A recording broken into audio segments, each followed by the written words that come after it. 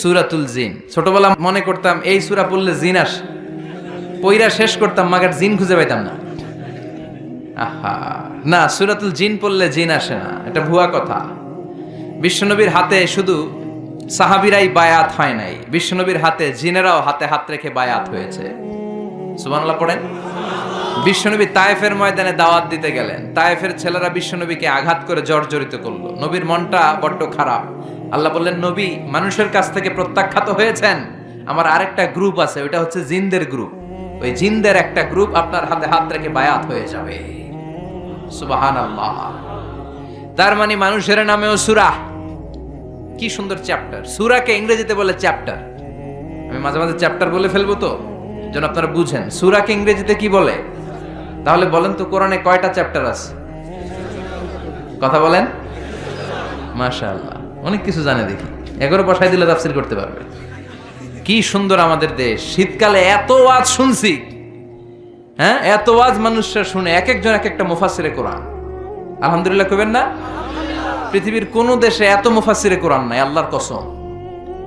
এত কোরআনের বয়ান নাই, এত কোরআনের মাহফিল নাই, কোরআনের জন্য এত ত্যাগ, এত তিতিক্ষা, এত রক্ত আর কোথাও ঝরে না। চিল্লা এখন ঠিক কি না? জিনদের নামেও সূরা, মানুষের নামে সূরা, কিন্তু কোন প্রাণীর নামে আল্লাহ সূরা টুরা দেয় নাই। সূরাতুল আনআম, সূরাতুল ফিল, ফিল মানে কি? হাতি। সূরাতুল, দেখছেন দেখছেন, সূরাতুন নমল, পিঁপড়ার সূরা। সবচেয়ে স্থলের সবচেয়ে বড় সাইজের প্রাণীটার নামে আল্লাহ একটা সূরা দিলেন, সূরাতুল ফিল। ফিল মানে হাতি, হাতির নামে সূরা। স্থলের সবচেয়ে দৃশ্যমান আমরা যেটা দেখি, সবচেয়ে ছোট ধরনের প্রাণী পিঁপড়া, এটার নামেও সূরা দিলেন। এরপরে নাহাল, নাহাল মানে কি? মৌমাছি। সুবহানাল্লাহ পড়েন। এই যে মধু নিয়ে আসে, আমরা মধু খাই, বিশ্বনবী মধু খেতেন। দুর্গন্ধওয়ালা মধু না, ভালো মধু খেতেন, সুগন্ধওয়ালা মধু বিশ্বনবী খেতেন। সুবহানাল্লাহ। এই মধুর মধ্যে যে আল্লাহ কত বরকত দিয়েছেন, এটা হচ্ছে তিব্বুন নবী, নবীর দেয়া চিকিৎসা পদ্ধতি। আপনি মধু খান, আপনার দেহটা অনেক শক্তিশালী থাকবে। মৌমাছি যে যখন মধু আহরণ করে, ওই এলাকার মধ্যে যত বনাজি গাছ আছে, ওই গাছগুলো থেকেও মধু নিয়ে আসে, ফুলের গাছ থেকে নিয়ে আসে। তার মানে যত ধরনের রোগের প্রতিষেধক, এটা ভ্যাকসিন, এটা মধুর ভিতরে আছে না নাই? আবার মধুর মধ্যে একটা জিনিস আছে, প্রোপেলিস বলে, প্রোপেলিস। এই প্রোপেলিস কাটা জায়গায় লাগাই দিলে তাড়াতাড়ি অ্যান্টিসেপটিক, শুকায় যাবে। দ্বিতীয় বিশ্বযুদ্ধে এত অ্যান্টিসেপটিক ছিল না, অ্যান্টিবায়োটিক ছিল না, সব যুদ্ধাহতরা মধু এনে মধু মাইখা দিত, কয়েকদিনের মধ্যে সুস্থ। সুবহানাল্লাহ। এই মধুর নামে, মৌমাছির নামে আল্লাহ সূরা দিলেন। এরপরে 8 পাওয়ালা একটা প্রাণী আছে, ছোট্ট, এরকম দৌড়ায়, কি নাম? মাকড়সা। এই মাকড়সার নামেও সূরা দিলেন। সুবহানাল্লাহ কইবেন না? এরপরে আল্লাহ খাওয়ার নামে সূরা দিলেন, সূরাতুত তিন। তিন ফল খাইছেন? ডুমুর, ফিগ, ওয়া তিন ওয়া জাইতুন, আছে না নাই? আবার খাবেন যেই দস্তরখানে করে, ডাইনিং টেবিলে করে, ওই ডাইনিং টেবিলের নামেও সূরা আছে না নাই? কি নাম সূরা? সূরাতুল মায়েদা, ডাইনিং টেবিলের সূরা। আল্লাহু আকবার। পরিবারের নামে সূরা দিলেন, পরিবার, সূরাতু আলে ইমরান। মারইয়াম, মারইয়ামের মা, মারইয়ামের বাবা ইমরান, তিনজনরে আল্লাহ এত পছন্দ করেছে, তাদের পরিবারের নামে সূরা। কি নাম? আবার বংশের নামেও সূরা আছে না নাই? কি বংশ? হ্যাঁ, মুন্সি বংশ, চেয়ারম্যান বংশ, তালুকদার, চটকদার, খবরদার। কি বংশ? লিইলাফি। সুবহানাল্লাহ। বংশের নামে সূরা, মানুষের নামে সূরা, প্রাণীর নামে সূরা। আবার মাঝে মাঝে কিছুদিন পর পর বাংলাদেশটা কেঁপে ওঠে, কাপাকাপির নামে কোনো সূরা নাই। কি নাম? আল্লাহু আকবার, আল্লাহু আকবার। আবার মাঝে মাঝে কিছু লোকেরা মাথার মধ্যে লম্বা লম্বা চুল নিয়ে কি যেন বলে, আজে বাজে কবিতা বলে, আজে বাজে উল্টা পাল্টা কবিতা লেখে। আবার ভালো কবিও আছে না নাই? এই কবি সাহিত্যিকদের নামে কোনো সূরা নাই। কি সূরা? কেউ জানে না? কে জানেন? বলেন বলেন বলেন বলেন। সূরাতুশ শুআরা। আলহামদুলিল্লাহ পড়েন। এই যে পারতেছেন না, এটা ভালো। পারেন না, এরপর যখন শুনবেন ওইটা আর বলবেন না, ঠিক কিনা? একটু ঠেকা ঠেকা ভাব, জিজ্ঞেস করলো কি জানি মনে আসে না, হুট করে উত্তর বলা হলো, এটার মানুষ ভুলে না। এজন্য বলা হয় শিখছো কোথায়? ঠেকছি যেথায়। শিখছো কোথায়? ঠেকছি যেথায়। কবি সাহিত্যিকদের নামে সূরাতুশ শুআরা। চিৎকার করে পড়েন আল্লাহু আকবার। আল্লাহ লেভেল প্লেইং ফিল্ডের নামে সূরা দিলেন, সূরাতুল আহজাব, দলাদলির সূরা। এজন্য আল্লাহ বললেন এই পৃথিবীতে দলাদলি থাকবে, মারামারি থাকবে, মতের অমিল থাকবে। সমাজে মতের অমিল আছে না নাই? এক এক দলের এক এক ইশতেহার, এক এক দলের এক এক ইশতেহার আছে না নাই? কিন্তু এই ইশতেহারগুলোর মধ্যে ইসলামের বিরুদ্ধে কথা বললে রাষ্ট্রীয়ভাবে ওই বেয়াদবগুলোর বিরুদ্ধে ব্যবস্থা নেওয়া হবে, এরকম কোন ইশতেহার আমরা এখনো দেখি নাই। চিল্লায় বলেন ঠিক কিনা? আগে ঘোষণা দেন বিশ্বনবীর বিরুদ্ধে, কোরআনের বিরুদ্ধে, ইসলামের বিরুদ্ধে, আমার আল্লাহর সম্মানের বিরুদ্ধে কথা বললে জাতীয় মসজিদ বাইতুল মোকাররমের স্কয়ারের সামনে জুমার সালাতের পরে লক্ষ মানুষের সামনে বেয়াদবগুলোরে ফাঁসির রশিতে ঝুলানো হবে। এরকম কোন ইশতেহার আপনারা দেখছেন? কথা বলেন, কথা বলেন। এই যে ইশতেহার ওনারা দেয় কাদের জন্য? জনগণের জন্য। জনগণের প্রাণের দাবি। এই চারটা জিনিস নিয়ে যারা কথা বলবে ওদের জিহ্বা টেনে ছিঁড়ে ফেলতে হবে। চিল্লায় কোন ঠিক কিনা? আমার নবীর বিরুদ্ধে কথা বলবি, তোর জিহ্বা ছিঁড়ে ফেলা হবে, তোর চোখ উপড়ে ফেলা হবে। ওর বংশকে নির্বংশ করার দায়িত্ব আমাদের নয়, তার দায়িত্ব কার? চিল্লায় বলেন কার? ইন্না শানিয়াকা, চিল্লায় বলেন ইন্না শানিয়াকা হুয়াল আবতার। এজন্য নির্বাচনী ইশতেহারে এই চারটা বিষয়ের ব্যাপারে আমরা কথা চাই। চিল্লায় বলেন ঠিক কিনা? আমার কোরআন, আমার নবী, আমার ইসলাম, আমার স্রষ্টা আল্লাহ, এই চারটা সম্মানিত বিষয়ের বিরুদ্ধে কথা বললে আইন নেয়ার দরকার আছে না নাই? নবীর বিরুদ্ধে কথা বললে আমাদের অন্তরে আগুন ধরার দরকার আছে না নাই? ইমানের বলে বলিয়ান হয়ে বারুদের মতো জ্বলে উঠবে মুমিনের হৃদয়। চিল্লায় বলো ঠিক কিনা? যে ইমান প্রয়োজনে জ্বলে ওঠে না, যে ইমান সত্য ন্যায়ের কথা বলে না, যে ইমান প্রয়োজনে জ্বলে ওঠে না, যে ইমান সত্য ন্যায়ের কথা বলে না, যে ইমান বাস্তবে নাই, যে ইমান অন্তরে নাই, মুখে শুধু ফাঁকা বলি, কি করে তারে বলো ইমানে বলি, কি করে তারে বলো ইমানে বলি, কি করে তারে বলো ইমানে বলি। ঠিক কিনা? যে ইমান দিন কায়েমের আন্দোলনের ধার ধারে না, যে ইমান লেবাসধারী কোরআন হাদিস তাও পড়ে না, যে ইমান খাজার নামে মাজার গড়ে ফুলুস কামায়। আছে না নাই? টেকুয়াতে নাই? এদিকেও আছে।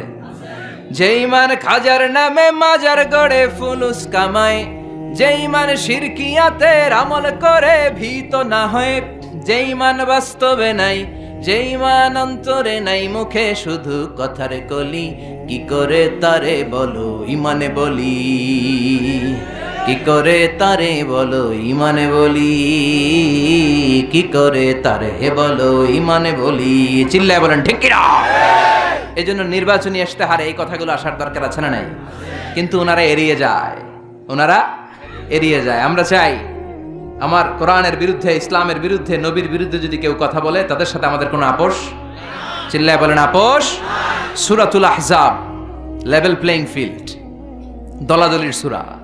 আল্লাহ বুঝাতে চাইলেন অনেক দল থাকবে, অনেক মত থাকবে, আছে না? এক একজনের এক এক মত, এক একজনের এক এক দল। সবাইকে যে এক দলই করতে হবে এমন কোনো কথা নাই। সবাইকে এক ধরনের পোশাক পরতে হবে এমন কোনো কথা আছে নাকি? সবার রুচি একরকম হইতে হবে কথা আছে? কিন্তু মিউচুয়াল রেসপেক্ট থাকতে হবে, সম্মান থাকতে হবে। এক দলের নেতার প্রতি আরেক দলের নেতার সম্মান আছে না নাই? সম্মান থাকতে হবে। সবাইকে পীর সাহেবের মুরিদ হইতে হবে, সবাইকে তাবলীগ করতে হবে, সবাইকে জামাত ইসলাম করতে হবে, সবাইকে হেফাজতে ইসলাম করতে হবে এমন কোনো কথা নাই। চিল্লা এখন ঠিক কিনা? কিন্তু মিউচুয়াল রেসপেক্ট, আমি যেরকম ভাবি সবাইকে ঠিক ওইরকমই ভাবতে হবে, আমি যেটা পড়ি ওইরকমই পড়তে হবে এমন কোনো কথা আছে না।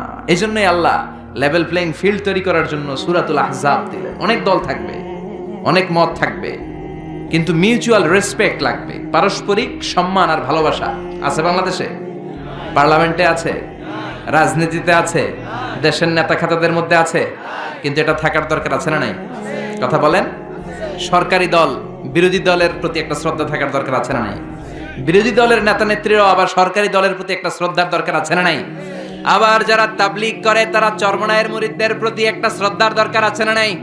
আবার যারা পীরের মুরিদ তারা হেফাজতকে ভালোবাসার দরকার আছে না নাই? আবার যারা জামাত ইসলাম করে তারা অন্য দলকে বুকে টেনে নেওয়ার দরকার আছে না নাই?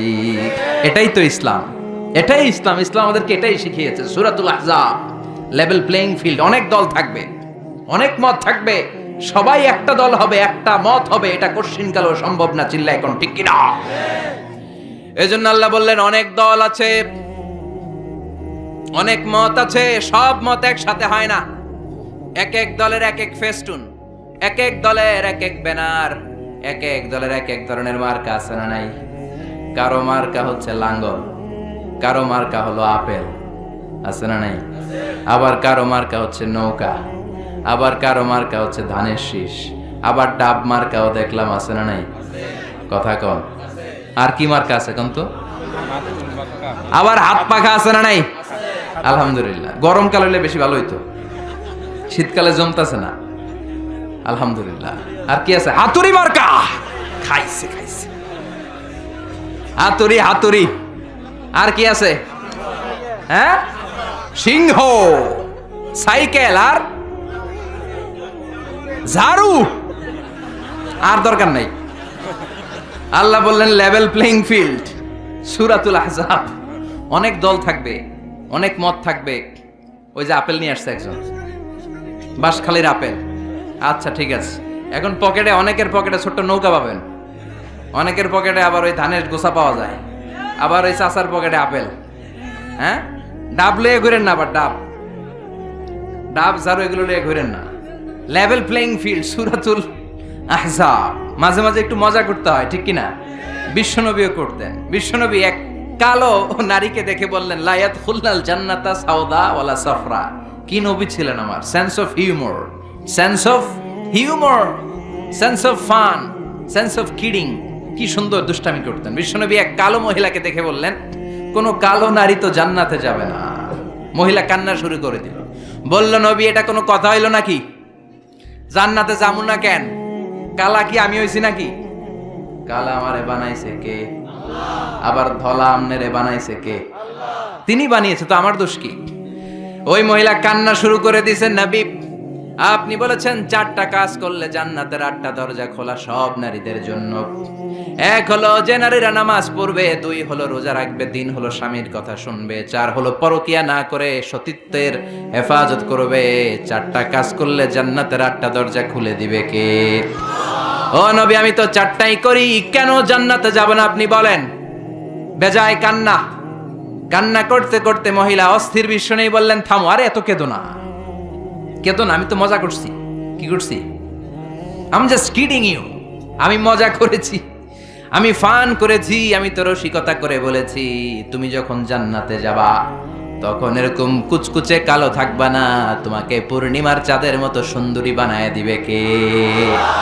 বিশ্ব সুন্দরী হয়ে হুরদেরকে ফেল করে তোমার রূপের ঝলকানিতে হুরেরাও ফেল। সুবহানাল্লাহ। এরকম সুন্দরী হয়ে যাবা। This is the sense of fun. বিষ্ণুনবী কিন্তু মাঝে মাঝে এরকম ফান করতেন, সুবহানাল্লাহ পড়ায়। আবার এক সাহাবী নাম আব্দুল উজ্জাহ, কালিমা পড়ার পর নাম হয়ে গেল আব্দুর রহমান। এই সাহাবীর সাথে সব সময় বিড়াল থাকে। কি থাকে? জাহিলি যুগে নাম ছিল আব্দুল উজ্জা। উজ্জা একটা মূর্তির নাম, এই মূর্তির গোলাম। ইসলাম ধর্ম গ্রহণের পরে নাম রাখলো আব্দুর রহমান। কার গোলাম? জোরে বলেন। আব্দুর রহমান হওয়ার পরে এই সাহাবা সব সময় বিড়াল নিয়ে ঘুরে। মসজিদে আসলো কাঁধে বিড়াল, মাঝে মাঝে জামার আস্তিনের ভিতরে বিড়াল, মাঝে মাঝে পকেটে বিড়াল লইয়া নামাজ পড়ে। সুবহানাল্লাহ। বিশ্বনবী একদিন মজা করে আব্দুর রহমান নামক ওই সাহাবীটারে ডাক দিয়ে বললেন ও বিড়ালের বাবা, ইয়া আবা হুরাইরা, হে বিড়ালের বাবা। সুবহানাল্লাহ পড়ে। আবু হুরায়রা কয় বিশ্বনবী বলছে বিড়ালের বাবা। আমার নবী যদিও মজা করে ভালোবাসা থেকে আমার নাম দিয়েছে বিড়ালের বাপ, আজকে থেকে কেউ আমার আব্দুর রহমান ডাকবি না, মরার আগের দিন পর্যন্ত আমি থাকবো বিড়ালের বাপ। বিড়ালের বাপ আমি। কিসের বাপ? সুবহানাল্লাহ। কি ভালোবাসতো সাহাবারা। আবার বিশ্বনবী এক সফরে গেলেন, এক ইহুদির বাচ্চা ছোট্ট এক সাহাবী আজান দিচ্ছেন, আল্লাহু আকবার আল্লাহু আকবার আল্লাহু আকবার আল্লাহু আকবার। এক সাহাবী সফরের মাঝখানে আজান দিচ্ছেন, তো ইহুদিটা পেছন থেকে মুখ ভেঙ্গাচ্ছে। ব্যঙ্গ করে না অনেকে? একজন যে কথাটা বললেন এটা একটু ঘুরায় বললে এটার কি বলে? ব্যঙ্গ করা। বাংলাদেশে কি বলেন এটা? এখানে কি বলেন? ঠেসারায়। ঠেসারায়। তো এক সাহাবী আজান দেয়, আরেকজন ঠেসারায়। যে ঠেসারায় সে ছোট ইহুদির বাচ্চা। সাহাবী আজান দেয়, এক গাছের ঝোপঝাড়ের পেছন থেকে ইহুদির একটা ছোট্ট ছেলে ঠেসারায়। বিশ্বনবী বললেন এটারে ধর। দুই সাহাবী ছোট্ট বাচ্চাটারে ধরে আনলেন। বিশ্বনবী ছোট্ট বাচ্চাটার মাথার চুলের ঝুটির মধ্যে ধরলেন, চুলে সামনের এই জায়গা আছে না, এটা বলে নাসিয়া, এই নাসিয়ার মধ্যে ধরলেন। বিশ্বনবী বললেন নাম কি? কি করস? ঠেসারাইলি কেন? ছোট্ট ছেলে বলে মাফ করে দেন। বিশ্বনবী বললেন না, তোর মাফ নাই, যেহেতু তুই ঠেসারাইলি। আমার